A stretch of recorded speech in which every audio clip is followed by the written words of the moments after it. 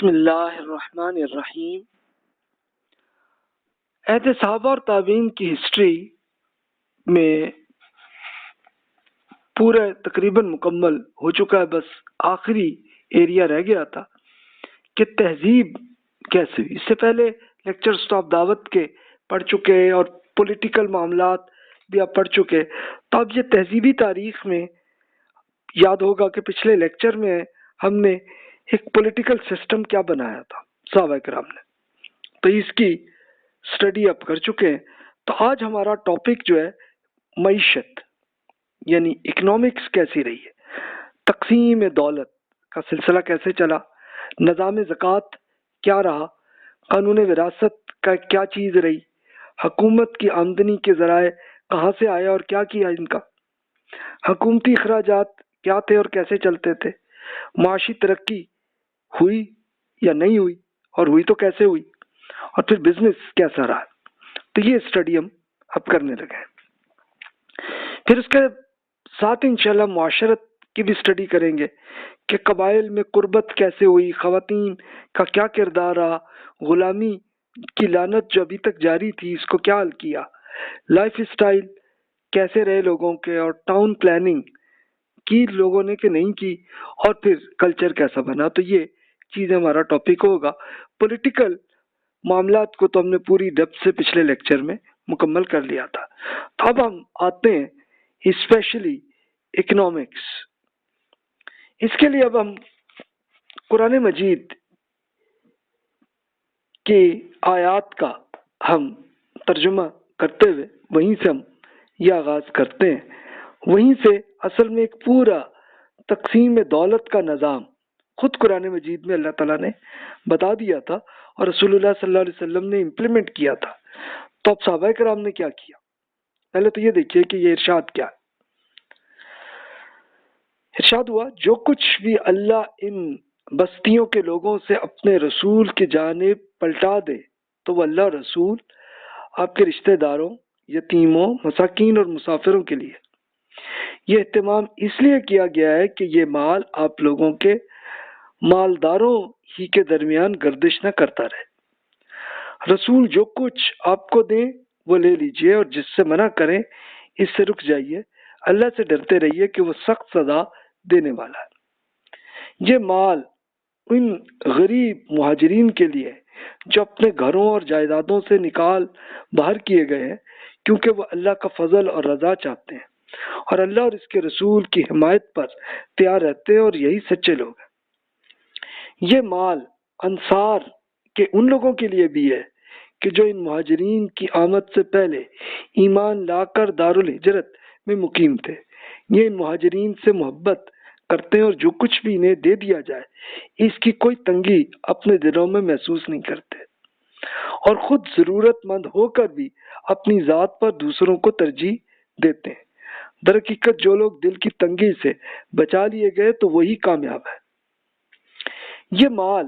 ان لوگوں کے لیے بھی ہیں کہ جو ان کے بعد آئے اور جو کہتے ہیں ہمارے رب ہمیں اور ہمارے ان سب بھائیوں کو جو ہم سے پہلے ایمان لائے ہیں معاف کر دیجئے، اور ہمارے دلوں میں اہل ایمان سے کے لیے کوئی بغض نہ رکھیے۔ تو اے ہمارے رب آپ بہت مہربان اور رحیم ہیں۔ تو یہ دیکھیے کہ رسول اللہ صلی اللہ علیہ وسلم کے زمانے میں جب ہجرت کر کے مدینہ میں لوگ آ رہے تھے،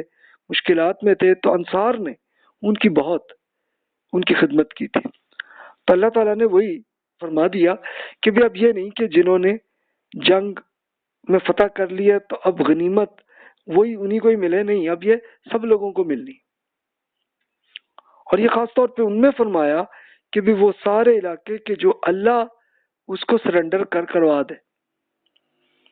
تو یہی وہ آیات تھی کہ جس پہ وہ 6 دن کا ایک باقاعدہ ایک پارلیمنٹ میں ڈسکشن ہوئی تھی، جس میں تمام صحابہ کرام رضی اللہ عنہم جو بھی مدینہ میں تھے اور کچھ اور بہت سے قبائل کے نمائندے بھی آ گئے تھے، سب میں یہ ڈسکشن ہوئی، اور عمر رضی اللہ عنہ نے یہ اسی کی بیسس پہ یہ کہا تھا کہ بھائی اب یہ ہوگا کہ پرشین امپائر اور رومن امپائر دونوں کی جتنی زمینیں ان سب حکومت ہی کے کنٹرول میں رہیں، اور وہاں سے جو کچھ فنڈ ہے وہ ہر انسان کو ملے۔ تو پھر سب اسی آیت کی بنیاد پہ سب کو سمجھ آ گئی اور سب ایگری ہو گئے، 100% سب ایگری ہو گئے، اور اس کو پھر عمر رضی اللہ عنہ نے امپلیمنٹ کیا، اور یہ سلسلہ اب دیکھ لیجئے کہ تقریباً اس کے بعد کوئی 150 سال تک یہی سلسلہ چلتا رہا، اور اس کو ابو یوسف رحمۃ اللہ علیہ بڑے اسکالر جو 170 ہجری کے زمانے میں انہوں نے کتاب لکھی ہے، تو انہوں نے یہ پورا طریقہ بتایا کہ کیسے اس کو ڈیوائیڈ کرتے رہے تاکہ کچھ لوگ امیر نہ ہوں بلکہ سب کو ان کے بینیفٹ ملتے چلے آئے۔ اب دیکھیے نئی اقوام کا معاشی نظام، یعنی اب نئی قومیں آئی ہیں، ایرانی، عراقی، سیریا کے، ایجپشنز، یہ بہت سارے آ گئے تھے، تو عمر رضی اللہ عنہ نے ایک باقاعدہ خط لکھ کے تمام گورنرز کو اور عام لوگوں کو بتا دیا کہ کیا کرنا ہے۔ حضرت سعد رضی اللہ عنہ نے مدائن، جو کہ ایران کا دارالحکومت تھا، ہے عراق میں،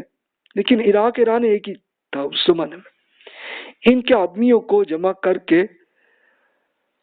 مردم شماری کا حکم دیا، تو یہ لوگ 1,03,000 کے کچھ زائد تھے، اور گھروں کی تعداد 30,000 سے کچھ زائد تھی۔ پھر مرد کے ساتھ اوسطاً 3 اہل و عیال تھے، ہر آدمی کے 3 تو ہوتے تھے بندے، یعنی ظاہر بیگم بچے ملا کے۔ تو انہوں نے حضرت عمر رضی اللہ عنہ پہ ایک لکھا، تو انہوں نے پھر جواب دیا کہ بھی ان میں سے جو کسان ہیں انہیں اپنی سابقہ حالت پر برقرار رکھیے، اور ان کے ساتھ وہی سلوک کیجیے جو ان سے پہلے کسانوں کے ساتھ کیا گیا تھا۔ اس حکم کا اطلاق ان کسانوں پر نہیں ہوگا جنہوں نے آپ سے جنگ کی ہو اور بھاگ کر آپ کے دشمن کے پاس چلے گئے ہوں اور پھر ہماری قید میں آئے ہوں۔ جب آپ کسی قوم سے معاہدہ لکھیے تو ان جیسے دوسرے لوگوں کے ساتھ بھی یہی طریقہ اختیار کیجیے۔ تو حضرت سعد بن ابی وقاص رضی اللہ عنہ نے دوبارہ ان لوگوں کے بارے میں سوال کیا کہ جو کسان نہیں ہے، تو پھر عمر رضی اللہ عنہ نے جواب دیا کہ جو لوگ کسان نہیں ہیں تو ان کا معاملہ آپ کی ثوابدید پر ہے، جب تک آپ نے ان کی زمین کو مال غنیمت میں تقسیم نہ کرا دیا ہو۔ جنگ کے دوران دشمنوں میں سے جس نے زمین چھوڑ دی اور چلا گیا ہو تو وہ آپ مسلمانوں کی ملکیت ہے۔ اگر آپ نے انہیں دعوت دی ہے اور آپ نے ان کا جزیہ قبول کر لیا اور تقسیم سے پہلے ان کی زمین لوٹا دی ہو تو وہ آپ کے ذمہ ہے۔ ذمہ کا مطلب کہ ہم ریسپانسیبل ہیں ان کے، اور ان کی جان و مال کی حفاظت آپ کی ذمہ داری ہے۔ اگر آپ نے ان کو دعوت نہ دی ہو اور انہوں نے جنگ کی ہو تو یہ آپ کے لیے اللہ کا دیا ہوا مال غنیمت ہے۔ ان ہدایات کی بنیاد پر مسلمانوں نے کسانوں کو برقرار رکھا اور جو واپس آئے انہیں جزیہ کی دعوت دی اور کسانوں اور واپس آنے والوں پر خراج مقرر کیا۔ اب خراج کیا تھا یہ میں عرض کرتا ہوں۔ کسرا کے خاندان، کسرا کیا تھا کہ یہ فیملی تھی آپ کی پرشین امپائر کی، تو ان کے اور ان کے ساتھیوں کی زمینیں مال غنیمت میں شامل ہو گئیں، چنانچہ عجم سے لے کے جبل عرب کے زمین کے فروخت پر پابندی عائد کر دی گئی، اور جنہیں مال غنیمت حاصل نہیں ہوا ان کے درمیان ان زمینوں کی فروخت نہیں ہو سکتی تھی۔ البتہ فاتحین اور مال غنیمت کے حقداروں کے درمیان ان کی خرید و فروخت کی اجازت تھی۔ یعنی اب کیا ہوا تھا کہ جو کچھ بھی اب یہ پرشین امپائر یعنی حکومت کی بادشاہت کے جتنی زمین تھی ساری حکومت کے فنڈ میں آ گئی، اور جن لوگوں کی پرسنل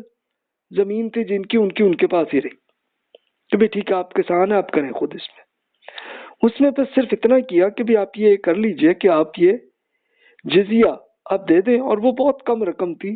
کہ امیر لوگوں کے لیے 48 دینار اور غریب لوگوں کے لیے 12 دینار، اور جو درمیان کے ہیں تو ان کے لیے 24، اور یہ سال میں ایک بار بس آپ نے دینا ہے۔ تو اس میں آپ کے لیے پوری سیکیورٹی ہم کریں گے۔ تو ذمہ کا لفظ اسی سے بنا ہے کہ آپ کی جان اور مال کی حفاظت کے ذمہ دار ہم ہیں۔ یہ اس میں ہوا تھا، اور اس کا پھر یہ ہونا کہ جو کچھ گورنمنٹ کی جتنی زمین، اور وہی میجورٹی تھی کیونکہ بادشاہوں نے اکثر زمینوں پہ قبضہ خود کیا ہوا تھا، تو وہ پھر آ گئی، اور اس سے پھر یہ ہوا کہ یہ ہر انسان کو اس کا فائدہ پہنچانے لگے۔